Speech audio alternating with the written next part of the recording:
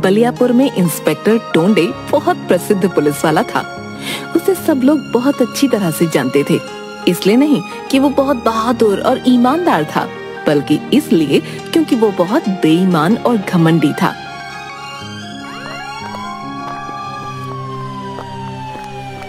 टोंडे एक हवलदार के साथ राशन की दुकान पर जाता है।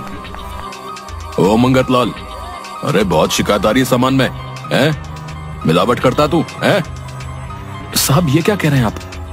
हम तो एकदम बढ़िया माल मंगवाते हैं, हमारा सामान एकदम अच्छा है साहब। आप चाहे तो खुद देख लीजिए। ओ सेठ हो, मुझे इतना मत सिखाओ, समझे? तेरे को पकड़कर जेल में भेज दूंगा। राशन में मिलावट करता है और मुझे सिखाता है। नाम भूल गए क्या हमारा? इंस्पेक्टर टोंडे, समझे? इंस्पेक्टर टोंडे। पर सर जी दया करिए, आप जो बोलेंगे वो मैं करूंगा। देख, अगर तू जेल गया तो तुम्हारा बहुत खर्चा होगा, वो मुझे दे दे, मैं तुझे छोड़ दूंगा, वरना जेल जाएगा तू। हम कर भी क्या सकते हैं, इस राक्षस का तो अब हर महीने का यही हो गया है।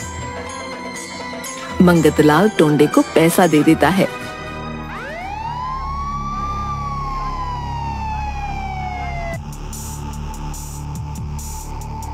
अरे साहब, डर नहीं लगता? किसी ने कंप्लेंट कर दी तो? झंझोड़ कर। अरे झंझोड़ सिंह, तुमको पहले ही डिपार्टमेंट ने झंझोड़ रखा है। चुपचाप साथ रहो और मजे लो, समझे? मुझसे बहस कर रहा था, नहीं जानता कि पुलिस वाले से पंगा नहीं लेना चाहिए। मेरे पास इतनी पावर है कि किसी को भी आसानी से सबक सिखा सकता हूँ। क्या बात है साहब, आप तो बड़े निडर हैं। मुझे भी सिखाइए ना, कैसे लोगों से पैसे वसूलते हैं। मुझे अपना चेला बना लीजिए, झंझोड़ कर। तू अभी नया नया पुलिस में भर्ती हुआ है ना, मेरे साथ रहते रहते सब सीख जाएगा तू।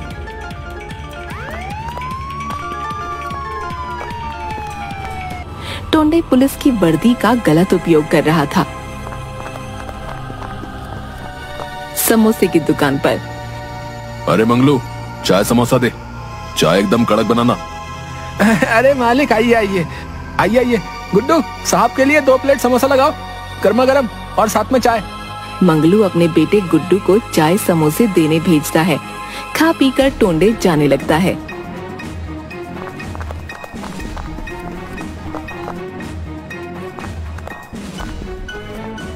साहब, आप पैसा देना भूल गए। क्या बोला? मुझसे पैसा लेगा तू, हैं? पैसा चाहिए तुझे? मंगलू दौड़ता दौड़ता आता है। अरे साहब माफ कीजिए, इसको नहीं पता कि आप कितने बड़े साहब हैं पुलिस के। छोटा बच्चा है, माफ कर दीजिए। समझा के रख इसको, नहीं तो। हाँ साहब, हाँ मैं इसको समझा दूंगा। साहब के सामने झुककर ही रहना पड़ेगा। ठीक कहा ना साहब मैंने, झंझोड़ कर। और नहीं तो क्या, बड़ा आया मुझसे पैसे लेने वाला, सारा मूड खराब कर दिया। टोंडे सबके साथ ऐसा ही व्यवहार करता। सड़क किनारे सब्जी की रेड़ी के पास जाकर, ए बुढ़िया, तुझे मना किया था ना यहाँ सब्जी की दुकान न लगाने को। अरे बेटा, यहाँ नहीं लगाऊंगी तो कहाँ जाऊंगी? बहुत गरीब हूँ बेटा, दया करो, मुझे यहाँ दुकान लगाने दो। मना किया ना, तुझे नहीं लगा सकती तो दुकान। पर साहब, यहाँ पर सब्जी की रेहड़ी लगाने में कोई दिक्कत नहीं है, फिर आप इसे मना क्यों कर रहे हैं? झंझोड़ कर। डराना पड़ता है इन लोगों को, तब जाकर झुकते हैं ये। बेटा, मैं बहुत गरीब हूँ, किसी तरह अपना पेट पालती हूँ, दया करो, बहुत दुआएं दूंगी तुम्हें। दुआ लेकर क्या करूंगा मैं? जानती नहीं मैं क्या कर सकता हूँ? चल जा, नहीं तो 1000 रुपए दे। सब्जी वाली दुखी होकर घर चली जाती है। घर पर उसकी एक अपाहिज पोती थी जो बैसाखी के सहारे उसके पास आती है। दादी, आप इतनी जल्दी क्यों आ गईं? क्या बताऊं बेटी, अब मैं वहाँ सब्जी नहीं बेच पाऊंगी। पर क्यों दादी, वहाँ क्या दिक्कत है? वहाँ तो बहुत से लोग सब्जी बेचते हैं और आप तो बहुत अच्छी सब्जियाँ रखती हैं। हम गरीबों का कोई सहारा नहीं होता बेटी, शहर के बड़े पुलिस वाले ने मुझे वहाँ सब्जी की रेहड़ी लगाने से मना कर दिया। वो मुझसे पैसे मांग रहा था, तभी वहाँ सब्जी बेचने देगा। मैंने कहा मैं गरीब हूँ, कहाँ से पैसे लाऊंगी? अब घर का कैसे खर्चा चलेगा? मैं तुझे क्या खिलाऊंगी? आप रोइए मत दादी, मेरी चिंता बिल्कुल मत कीजिए, मुझे बिल्कुल भूख नहीं लगती। चलिए दादी, हम पुलिस अंकल को बोलते हैं, वो हमारी बात जरूर मान जाएंगे। नहीं मेरी बच्ची, वो नहीं मानेगा। मुझे माफ करना, मैं तेरा ख्याल नहीं रख पा रही।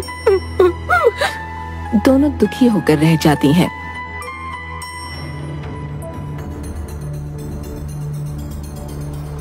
उसी शहर में केशव नाम का एक गरीब ऑटो चलाने वाला रहता था। एक दिन टोंडे गश्त लगा रहा था, तभी वहाँ केशव अपने ऑटो से गुजर रहा था। टोंडे उसे रोक लेता है और चालान मांगता है।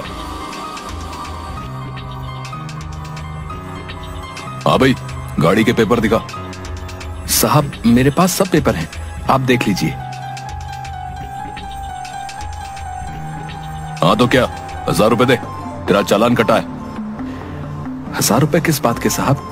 मेरे तो सारे कागज सही हैं। हाँ हाँ, इसके सारे पेपर सही हैं, झंझोड़ कर। तुम चुप रहो। जो बोल रहा हूँ वो कर, वरना तेरी गाड़ी जब्त कर लूंगा। पर ये गलत है साहब, मैं क्यों दूं आपको पैसे? पैसे मैं नहीं दूंगा, ये आप लोग गलत कर रहे हो। टोंडे फिर भी केशव को शराब पीकर गाड़ी चलाने के जुर्म में जेल भिजवा देता है। इस तरह सब टोंडे से परेशान थे। यह हमारे गांव के जो इंस्पेक्टर हैं बड़े लालची हैं भाई, हर समय झूठे इल्जाम का डर दिखाकर हमसे पैसे वसूलते हैं। हाँ भैया सही कह रहे हो, हम तो बड़े परेशान हो गए, काम धंधा करना भी मुश्किल सा हो गया है। अब क्या करें भैया, इनकी बात तो माननी ही पड़ेगी, वरना पता नहीं ये क्या कर दे। अब देखो भैया कैसे हमें उससे राहत मिलती है, हर बुराई का कभी ना कभी तो अंत होता ही है।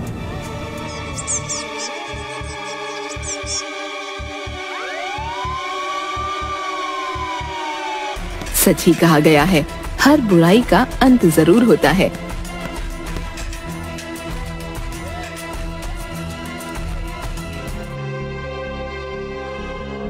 रिश्वत के पैसों से टोंडे ने एक कार खरीदी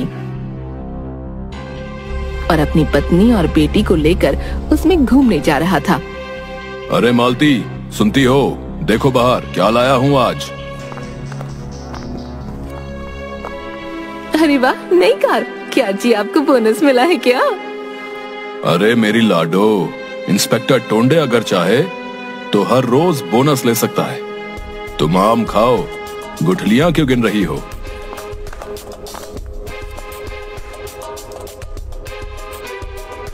कैसी लगी ये कार मेरी गुड़िया को? बहुत अच्छी है पापा, मुझे जू ले चलिए और आइसक्रीम भी खिलाइएगा पापा। हाँ, पर पहले हम मंदिर चलेंगे, ठीक है? ठीक है मम्मी, पर आइसक्रीम जरूर खिलाना। तू मेरी गुड़िया जो बोलेगी वही होगा। टोंडे मस्ती में कार चला रहा था।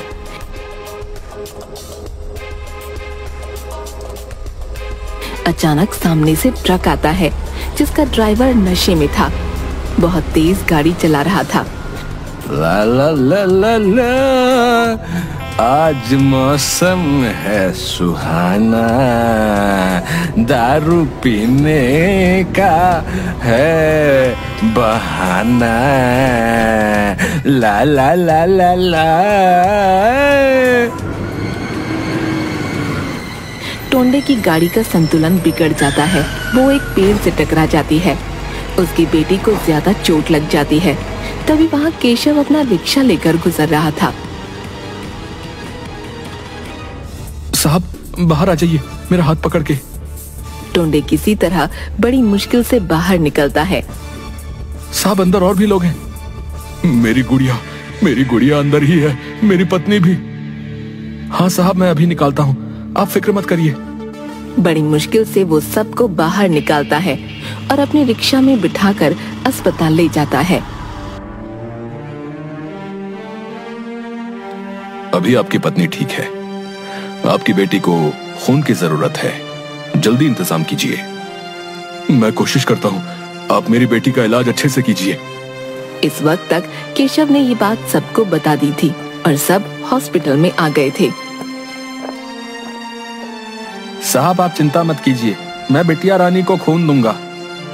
आप सब लोग कितने अच्छे हैं, आप लोगों का बहुत शुक्रिया। मैंने आप लोगों के साथ बहुत गलत बर्ताव किया, फिर भी आप लोग मेरी मदद के लिए यहाँ खड़े हैं। आप चिंता मत कीजिए साहब, बिटिया रानी बिल्कुल ठीक हो जाएंगी बहुत जल्दी। माँ, आपको तो मैंने बहुत दुख दिया है, फिर भी आप मुझे दुआ दे रही हैं। आप सब लोग मुझे माफ कर दीजिए। आप लोगों ने मेरी आंखें खोल दी। अब मैं कभी कोई गलत काम नहीं करूंगा और अपनी वर्दी का हमेशा सही इस्तेमाल करूंगा। आप सबकी वजह से मेरी गुड़िया और हम लोग बच पाए। आप लोगों का बहुत बहुत धन्यवाद। साहब अच्छा हुआ आप वक्त रहते सुधर गए। अगर गलती से मैं आपका सीनियर बन जाता तो आपको मैं ही सुधारता, झंझोड़ कर। कुछ ज्यादा नहीं बोल रहे हो झंझोड़ सिंह? अभी सीनियर मैं ही हूं। वो गलती से जुबान फिसल गई साहब, झंझोड़ कर। और सब हंसने लगते हैं। कुछ दिनों बाद टोंडे की बेटी भी ठीक हो जाती है। इसीलिए कहा गया है कि इंसान को हमेशा अच्छे काम करने चाहिए, क्योंकि ईश्वर उनके हर कर्मों का हिसाब लेता है।